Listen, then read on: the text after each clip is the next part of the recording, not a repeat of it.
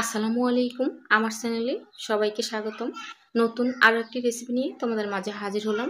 পবিত্র মাহে রমজানে আজকে তৈরি করে দেখাবো কিমা পেঁয়াজু রেসিপি। আমার আজকের রেসিপিটি তোমাদের কাছে অনেক বেশি ভালো লাগবে। মূল উপকরণে চলে এলাম। প্রথমে দেখো এখানে বোনলেস চিকেন নিয়েছি, বড় এক পিস বোনলেস চিকেন নিয়েছি, মুরগির যে বুকের মাংসটা হাড় ছাড়া সেটা নিয়েছি। এখন ছুরি দিয়ে কেটে নেব ছোট ছোট টুকরো করে। আর রমজানে কিন্তু ভাজা পোড়া বাঙালিদের জন্য কমন একটা বিষয়। তো এই ভাজা পোড়ার মাঝে সবচেয়ে প্রধান আকর্ষণ হলো পেঁয়াজু। আর প্রতিদিনে একঘেয়ে পেঁয়াজি খেয়ে যদি ভালো না লাগে, তাহলে আজকের রেসিপি তোমাদের জন্য ভীষণ মজাদার। ছোট থেকে বড় সবাই পছন্দ করতে বাধ্য হবে এই চিকেন পেঁয়াজু রেসিপিটা। যত সম্ভব ছোট ছোট টুকরো করে চিকেনগুলো কেটে নিয়েছি। এবারে মিক্সিতে করে কিমা তৈরি করে নেব। মিক্সিতে একটু ঘুরিয়ে নিলে খুবই ভালো হয়। আর এই মুহূর্তে ছোট্ট একটি অনুরোধ করব, আমার এই আজকের রেসিপি যদি তোমাদের কাছে এতটুকু ভালো লেগে থাকে, তাহলে একটি লাইক করে দিও প্লিজ। তোমার একটি লাইক আমার এই রেসিপিটা অন্যদের কাছে পৌঁছাতে সাহায্য করবে। কিমা করা হয়ে গেছে।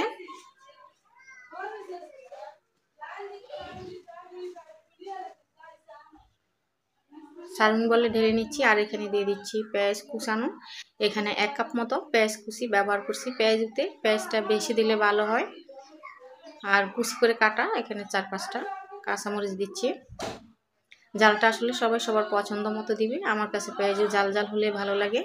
দিয়ে দিচ্ছি 1.5 চা চামচ রসুন বাটা, দিয়ে দিচ্ছি আদা বাটা। রসুনের চেয়ে আদার পরিমাণটা একটু কম দেব। দিয়ে দিচ্ছি 1/2 চা চামচ জিরে গুঁড়ো। এখানে আমি ভাজা জিরে গুঁড়ো ব্যবহার করছি। ভাজা জিরে গুঁড়ো ও ধনে গুঁড়ো, এতে করে সুন্দর একটা স্মেল আসবে। তো চেষ্টা করবে ভাজা জিরে গুঁড়ো ও ধনে গুঁড়ো দেওয়ার জন্য। 1/2 চা চামচ ধনে গুঁড়ো দিলাম। আর দিয়ে দিচ্ছি 1 চা চামচ লবণ। এখানে দিয়ে দিচ্ছি চিলি ফ্লেক্স। অফ ক্যামেরা কয়েকটা শুকনো মরিচ তেলে ভেজে আমি হাত দিয়ে ভেঙে রেখেছিলাম, সেটা দিয়ে দিচ্ছি। দিয়ে দিচ্ছি 1/2 চা চামচ গরম মশলা গুঁড়ো। গরম মশলাটা দেওয়ার চেষ্টা করবে, এতে করে টেস্টটা অনেক বেশি ভালো আসবে। তো পেঁয়াজ যেহেতু আমরা ডাল দিয়ে করি, সেজন্য আমি এখানে ডালটা রেখেছি। এখানে আমি 2 টেবিল চামচ মসুর ডাল বাটা দিচ্ছি। মসুর ডালে পেঁয়াজের টেস্টটা ভালো আসে, সেজন্য আমি মসুর ডাল বাটা ব্যবহার করছি। তোমরা চাইলে অন্য ডালও দিতে পারো।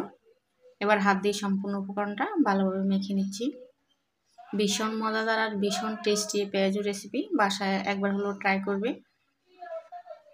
আর সুন্দর কালারের জন্য এখানে দিয়ে দিচ্ছি 1/2 চা চামচ হলুদ গুঁড়ো। তোমরা চাইলে ফুড কালারও ব্যবহার করতে পারো। এবারে দিয়ে দিচ্ছি বেসন। বেসন দিলে সুন্দর হবে, বাইন্ডিংটা ভালো আসবে। 1 টেবিল চামচ বেসন দিচ্ছি। আবারও হাত দিয়ে ভালোভাবে মেখে নিচ্ছি। মাখা হয়ে গেছে। এবারে যে উপকরণটা দেব সেটা দেওয়ার চেষ্টা করবে। এখানে দিয়ে দিচ্ছি 1/2 টেবিল চামচ চালের গুঁড়া। চালের গুঁড়াটা দিলে পেঁয়াজগুলো একদম মুচমুচে হয়। আর সবশেষে যে উপকরণটা দেব সেটা হলো ফ্রেশ ধনেপাতা কুচানো। আবারও মেখে নিচ্ছি। মাখা হয়ে গেছে। এবারে হাতে একটু তেল মেখে নেব। হাতে তেল মেখে এখানে ছোট ছোট বল করে গড়ে নেব। তো যদি হাতে টাইম থাকে তাহলে সেক্ষেত্রে একটু রেস্টে রেখে দিতে পারো, এত করে মশলাগুলো ভালোভাবে অ্যাবজর্ব হবে। তো আমি এখানে বল করিনি, আমার কাছে মনে হলো যদি ভিতরে কাঁচা থেকে থাকে, সেজন্য আমি হাত দিয়ে একটু ট্যাপ করে নিয়েছি পেঁয়াজের শেপ করে। তো ছোট ছোট করে গড়ে নিয়েছি, যাতে ভিতরটা ভালোভাবে ক্রিস্পি হয়ে যায়, ভাজা হয়ে যায়।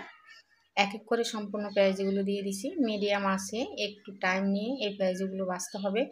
চিকেনটা যেহেতু কাঁচা রয়েছে, সেজন্য একটু টাইম নিয়ে ভাজলে ভালোভাবে ভিতরে হবে আর একদম মুচমুচে হবে। তো ভাজাটা আর দেখাইনি, ভাজা হয়ে গেছে। আমি কাঠি দিয়ে নেড়ে ঘুরিয়ে ঘুরিয়ে সম্পূর্ণ পেঁয়াজটা ভেজে নিয়েছি। এবারে তুলে নিচ্ছি। ভাজার সময় আমার পুরো ঘরটা একদম সুন্দর একটা স্মেলে ভরে গেছে। যদি আমি স্মেলটা তোমাদের দিতে পারছি না, তোমরা যখন বাসায় তৈরি করবে তখন কিন্তু স্মেলটা পাবে। এবারে পরিবেশনের পালা। একটি পেঁয়াজু ভেঙে তোমাদের দেখিয়ে দিচ্ছি। এখনও অনেকটা গরম আর অনেক মুচমুচে হয়েছে। তো কেমন লাগলো আমার এই আজকের পেঁয়াজু রেসিপি? ভালো লাগলে একটি লাইক করে দিও প্লিজ। আর প্রতিদিন এরকম নতুন নতুন রেসিপি পেতে চ্যানেলটি সাবস্ক্রাইব করে পাশে থেকো। সবাই ভালো থেকো। আল্লাহ হাফেজ।